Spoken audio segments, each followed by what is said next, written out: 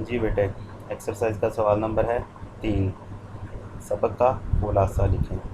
सवाल नंबर 3 क्या है? सबक का खुलासा लिखें। और आप लोगों को बेटे पता है ये इम्तिहानी पर्चा का इंतहाई अहम सवाल है, लाजमी सवाल है और इम्तिहानी पर्चा में मौजूद होता है। 5 नंबर का ये सवाल होता है और बारहा आप लोगों को इसका तहरीर करने का तरीका बयान किया जा चुका है। मैं दोबारा रिपीट किए देता हूँ। तो बेटे सबसे पहले इसकी चैप्टर की अच्छे अंदाज के अंदर रीडिंग करें, पूरी की पूरी स्टोरी को जहन नशीन करें, जहन में बिठाएं। उसके बाद इस चैप्टर के जो अहम अहम नुकात हैं उनको आप लोगों ने तहरीर करना शुरू करना है इस अंदाज़ में कि चैप्टर की जो तरतीब है वो बिल्कुल भी डिस्टर्ब ना हो। जिस तरतीब से मुसन्निफ़ ने चैप्टर तहरीर किया है आप लोग उन्हीं बातों को, उसके जो अहम अहम नुकात है उसी तरतीब के साथ लिखें। और इसकी बेटे जो लेंथ है वो आप लोगों को बताया जा चुका है कि वो 1.5 सफ़े तक तहरीर करना चाहिए, 1 से 1.5 सफ़ा, ज़्यादा से ज़्यादा हो सके तो 2। इससे ऊपर जाएंगे तो आप लोगों के ओवर राइटिंग के नंबर कट सकते हैं। तो इसलिए खुलासा जो होता है वो सबक का 1/3 होता है। तो इसलिए सबक के खुलासे को 1/3 से ज़्यादा ना लिखें। तो आप लोगों ने बेटे जो चीज़ें बयान की गई हैं इनके मुताबिक आप लोगों ने इसको अच्छे अंदाज में प्रैक्टिस करनी है। इसकी जितना लिखेंगे बेटे उतना आपके लिए बेहतर होगा, जितना ज़्यादा बार बार तहरीर करेंगे उतना उतना आप लोगों के लिए बेहतर होगा। इसलिए इसको याद करके लिखने की प्रैक्टिस कीजिए।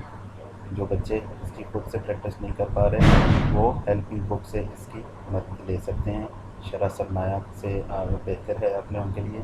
शरह सरमाया उर्दू जो है वो उससे आप लोग खुलासा याद करके भी लिख सकते हैं।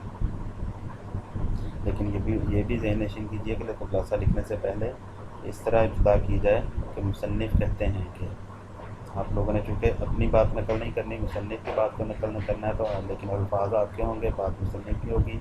तो आप कहेंगे मुसन्निफ़ बयान करते हैं कि इस सबक में मुसन्निफ़ कहते हैं कि इस तरह अल्फाज शुरू करके फिर तहरीर किया जाए। जी बेटे, आगे एक्सरसाइज का सवाल नंबर है 4। मुंदरजा अल्फाज की जमा लिखें। मुंदरजा अल्फाज की जमा लिखें। तो ये सवाल भी आपको MCQs में पूछा जाता है, इसलिए वाहिद की जमा और जमा के वाहिद जो हैं वो भी आप लोग याद करते हैं, आपके सिलेबस का हिस्सा है। तो एक्सरसाइज में जो अल्फाज आते हैं उनको भी आप लोगों ने हल करना है। तो सबसे पहला लफ्ज़ है ख़बर, इसकी जमा क्या आएगी? अखबार। लफ्ज़ है ख़बर, इसकी जमा अखबार। और अगर लफ्ज़ आ जाए अखबार तो उसकी जमा होगी अखबारात। तो लफ्ज़ ख़बर, इसकी जमा अखबार। लफ्ज़ है किताब तो जमा आएगी कुतुब। लफ्ज़ किताब जमा कुतुब। और आगे लफ्ज़ है मदरसा, जमा आएगी मदारिस। मदरसा की जमा मदारिस। इसके बाद लफ्ज़ है इम्तिहान, तो इसकी जमा है इम्तिहानात। लफ्ज़ इम्तिहान जमा इम्तिहानात। आगे लफ्ज़ है बेटे मुश्किल, तो जमा है मुश्किलात। लफ्ज़ क्या है? मुश्किल, मुश्किलात। तमाम अल्फाज को रिपीट किए देता हूँ। ख़बर अखबार, किताब कुतुब, मदरसा मदारिस, इम्तिहान इम्तिहानात, मुश्किल मुश्किलात। ये था बेटे आपका सवाल नंबर 4। आइए अगले सवाल की तरफ बढ़ते हैं। जी बेटे, आगे आपकी एक्सरसाइज का सवाल नंबर है 5। मुंदरजा अल्फाज का तलफ़्फ़ुज़ एराब की मदद से वाज़ेह करें। तो ये सवाल जैसा कि आप लोगों को बेटे पहले भी बताया जा चुका है कि ये 10th के सिलेबस का सवाल है। तो अभी हम सिर्फ उन्हीं सवालात को हल कर रहे हैं एक्सरसाइज में मौजूद जो आपके इम्तिहानी पर्चा में मौजूद हैं। तो इसलिए इस सवाल को हम लोग अभी छोड़ रहे हैं। लेकिन आप लोगों को याद होगा कि जिस वक्त हम लोगों ने क्लास ली थी, सिलेबस कवर कर रहे थे, उस दौरान हम लोगों ने चैप्टर पढ़ने के दौरान, एक्सरसाइज के दौरान हम लोगों ने इन पर एराब भी लगाया था। आपकी नोट, आपकी जो बुक्स हैं उनके ऊपर ये हल किया हुआ मिल जाएगा आप लोगों को। आगे बेटे सवाल नंबर है 6। इंतहाई अहम सवाल है, हर पर्चा में लाजमी सवाल है। सवाल क्या है? सबक का मुसन्निफ़ का नाम, सबक का उन्वान और इक़्तिबास का निसाबी सबक में मौका और महल दर्ज करते हुए मंदरजा इक़्तिबास की तशरीह करें। सवाल की इबारत बेटे चेंज भी हो सकती है। तो मतलब 3 चीज़ें आप लोगों ने इस सवाल में तहरीर करना होती हैं। आप लोगों को बताया जा चुका है कि एक इबारत दी गई है, तो इबारत के को आप लोगों ने जज करके ये बताना है कि इसकी इबारत क्या, सबक का नाम क्या है, मुसन्निफ़ का नाम क्या है, और उसकी आप लोगों ने तीसरे नंबर पे तशरीह करना होती है। और एक चीज़ और होती है کہ خط کشیدہ الفاظ کے معنی بھی تحریر کرنا ہوتے ہیں۔ تو یہ سوال آپ لوگوں کو کلاس کے اندر بھی بار بار کروایا جا چکا ہے، اور پچھلی ایکسرسائزز میں بھی، پچھلے ٹیسٹوں میں بھی یہ سوال بار بار دیا جا چکا ہے۔ آپ لوگوں نے اس کو اپنے طور پر بار بار اس کی پریکٹس کرنی ہے۔ جتنی پریکٹس کریں گے اتنا آپ کے لیے آسان ہوگا۔ میں کچھ چیزیں ریپیٹ کیے دیتا ہوں کہ اس کو سوال کو کس انداز میں کرنا ہے۔ سب سے پہلے جس طرح یہ عبارت رکھی گئی ہے کئی برس سے اس محلے میں، تو یہ عبارت کے ابتدائی الفاظ ہیں۔ اس کے بعد ڈاٹس لگایا جائے گا۔ ڈاٹس لگانے کے بعد جھوٹی شکایت بھی تو نہیں کی، یہ عبارت کے آخری الفاظ ہیں، لیکن امتحانی پرچہ کے اندر یہ عبارت پوری کی پوری تحریر کی گئی ہوتی ہے۔ آپ لوگوں نے جواب دیتے وقت اس عبارت کے پہلے چند الفاظ ڈاٹس لگا کے آخری چند الفاظ ایک ہی لائن کے اندر تحریر کر دینا ہوتے ہیں۔ اس کے بعد اگلی لائن میں آپ لوگوں نے لکھنا ہوتا ہے حوالہ متن۔ تو حوالہ متن کے اندر مصنف کا نام اور سبق کا عنوان، دو چیزیں تحریر کی جاتی ہیں۔ پہلے لکھیں گے سبق کا عنوان، پھر لکھیں گے مصنف کا نام۔ اس کے بعد بیٹے الفاظ کو انڈر لائن کیا گیا ہوتا ہے، خط کشیدہ الفاظ کے معنی ہوتے ہیں، ان کو آپ لوگوں نے لکھنا ہوتا ہے۔ ہر عبارت میں 4 تقریباً الفاظ دیے جاتے ہیں جس کو آپ لوگوں نے حل کرنا ہوتا ہے، اس لیے ان کو بڑی ہی اچھے انداز میں آپ لوگوں نے یاد بھی کرنا ہے اور حل بھی کرنا ہے۔ اس کے بعد بیٹے آخری حصہ ہوتا ہے اس سوال کا۔ پہل تو اس سے پہلے سیاق و سباق بھی دیا جاتا تھا، لیکن پچھلے چند سالوں سے سیاق و سباق چونکہ نہیں دیا جا رہا ہے اس لیے اس کو چھوڑ رہا ہوں، لیکن کلاس کے دوران آپ لوگوں کو یاد ہوگا کہ ہم لوگوں نے سیاق و سباق کا طریقہ بھی یاد کیا تھا اور اس کی پریکٹس بھی کی ہوئی ہے۔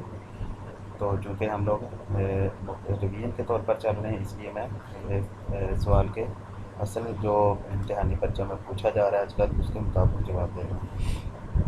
تو بیٹے آخری سوال جو ہے یہ آخری پورشن جو ہے اس سوال کا وہ ہے تشریح، اور یہ پورشن انتہائی اہم ہے۔ تو اس پورشن کے اندر آپ لوگوں نے عبارت کی تشریح کرنا ہوتی ہے۔ اور عبارت کی تشریح کے ابتدائی کچھ چند مخصوص الفاظ آپ لوگوں کے سامنے کئی مرتبہ بیان کیے جا چکے ہیں، ان الفاظ کو اس انداز کو آپ لوگوں نے اپنانا ہے اور اس کے مطابق ہی لکھنے کی کوشش کرنی ہے۔ تشریح کا لفظ تشریح لکھ کر مارکر کے ساتھ تشریح کی ہیڈنگ دے کر اس کے بعد آپ اگلی لائن سے لکھیں گے کہ زیر تشریح اقتباس اردو کی درسی کتاب کی ایک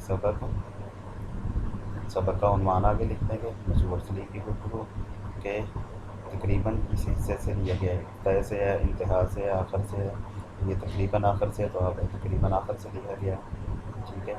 تو اس طرح آپ لوگ اس کے بعد اس پیراگراف میں مصنف یہ بیان کرتے ہیں، جو بیان کرتے ہوں وہ آپ لوگوں نے اپنے الفاظ کے اندر وضاحت کے ساتھ بیان کر دینا ہے۔ اور عبارت جو ہوتی ہے بیٹے اصل عبارت کی 3 گنا ہوتی ہے۔ جس طرح خلاصہ جو ہوتا ہے اصل عبارت کا 1/3 ہوتا ہے، یعنی کہ 3 حصے کر لیے جائیں تو ایک حصہ خلاصے میں آ جائے گا، اور اگر اصل عبارت کو 3 حصے بڑھا دیا جائے، 3 گنا بڑھا دیا جائے تو یہ تشریح کہلاتی ہے۔ تو آپ لوگوں نے اصل عبارت کی 3 گنا تشریح کرنی ہے، لیکن جیسے کہ اگر 3 لائن کے اندر عبارت ہے تو آپ 3 کی بجائے 9 لائن کے اندر تشریح کریں گے۔ تو تشریح کے اندر بھی بیٹے کچھ 8 سے 10 لائن کا خیال رکھیں کہ اس سے زائد تشریح جو ہے وہ آپ لوگوں کے وقت کو بھی ضائع کرے گی، چونکہ اردو کا پیپر عام طور پر باقی پیپر کی نسبت لینتھی ہوتا ہے، لمبا ہوتا ہے، اس لیے اس کے ٹائم کا بھی آپ لوگوں نے ٹائم کو خصوصی طور پر مینیج کرنا ہے۔ تو یہ تھا بیٹے آپ لوگوں کا سوال نمبر 6۔ یہ سمجھ تو آ چکا ہوگا، لیکن بیٹے اس کی اصل سمجھ اس کی اصل تسلی اسی وقت ہوتی ہے جس وقت آپ لوگ بار بار اس کی پریکٹس کرتے ہیں۔ تو اس کی بار بار پریکٹس کرتے رہیے تاکہ آپ لوگوں کو جیسے ہی امتحانی پرچہ میں یہ سوال آئے تو آپ کے لیے انتہائی آسان ہو۔